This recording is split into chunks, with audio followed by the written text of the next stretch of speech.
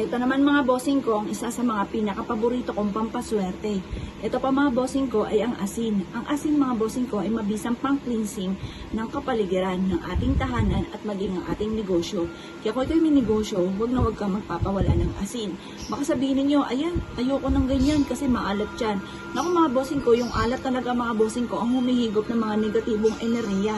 At ayon sa punsoy, ito po mga bossing ko ang isa sa mga number 1 na ginagamit na pantaboy ng mga negative at ganoon din po mga bossing ko ang pang-attract ng positive. Mas mainam na meron kang ganito mga bossing ko. Yung murahing asin lang ang inyo pong bibilin mga bossing. Kasi ang asin mga bossing ko na mahal ay baka mapaaray pa ang inyo pong bulsa dahil mahal po ito yung mga iodized. Pero kahit mga simpleng asin lamang, okay na po yan at napakaswerte na po niyan mga bossing. Ngayon po mga bossing, ito yung ating asin. Sa unang sabakan mga bossing ko, kahit mainit ngayon mga bossing ko, yan po mga bossing ko ay matutunaw, lalo-lalo na't marami po yung nahigop na negatibong enerhiya. Pero mga bossing ko, pinagtiyagaan ko po ito mga bossing ko dahil mumurahin lang naman ang aking ginamit. Yung mga nabibilang sa bakita mga bossing, yung 20 pesos ang takal, 10 piso at 50. Napakarami na po nun mga bossing. Ngayon pa mga bossing, ito lang naman ang aking ginagamit, yung mga mumurahin lamang pero napaka-epektibo. Gawin niyo po ito mga bossing ko, pagtiyagaan lang niyo lamang. Kapag po ito'y natunaw, ang ibig sabihin, maraming mga negatibo na nahigop po siya.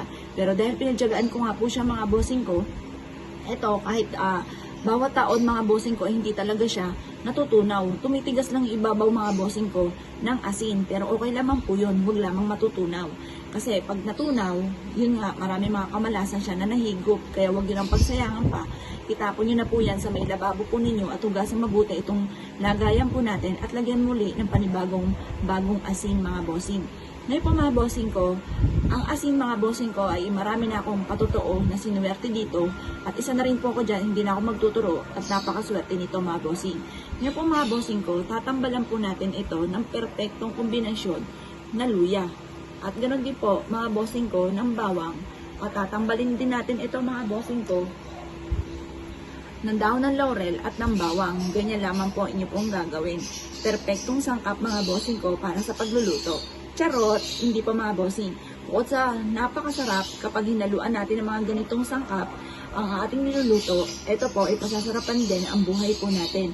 Ang buhay po natin, kung ikaw po ay napakamasalimuot, ang buhay ninyo sa ngayon at ang dami mga pagsubok na pinagdadaanan, gamitan nyo po ito mga bossing ko ng ganitong mga pamamaraan.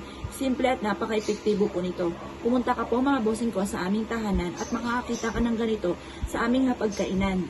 Marami na ako mga bossing na pumasyal sa amin na iyan po ang nakikita. At tunay naman na napakaswerte mga bossing. At lalo ko sinisipagan at nagtsatsaga talaga ako. Kasi wala naman pong isang click lamang ikaw po ay may pera na. Talagang magtsatsaga ka. At kahit pag ikaw ay meron na, kailangan kayod pa rin ang kayod mga bossing. Huwag kang titigil.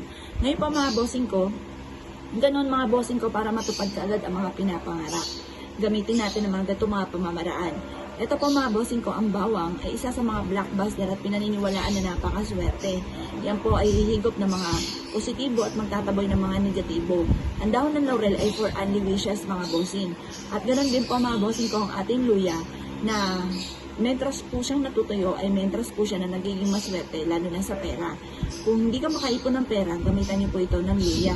Kapag ang bawang natin mga bossing ko ay tuyo na, pisilin niyo po yan kasi minsan malambot na po siya, wala na po yun. Kaya kailangan mga bossing ko, laging fresh ang ating bawang.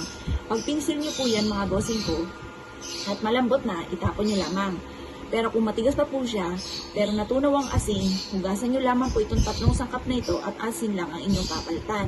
Kapag naman po, natunaw na po ito, ang asin at ang ating luya ay natuyo. Pag ang luya mga bossing ko ay natuyo, yan po ay masilit na maswerte. Yung bawang ay natuyo, yan po itapon na. Tapos, sabayan nyo na rin ang dahon ng laurel ang pagsusunog.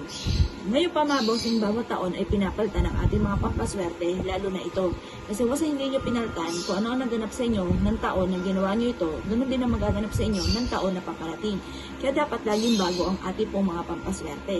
Ngayon po, kung ikaw ay naniniwala at na-issue po itong gawin nyo po ito kada Tuesday or Friday. Pero, sinasabi ko po, kapag po abala po kayo at hindi kayo makakapagawa ng Tuesday o Friday, gawin niyo na lang ito kahit anong araw, basta sa umaga ng alas 7 at sa silangan kahaharap.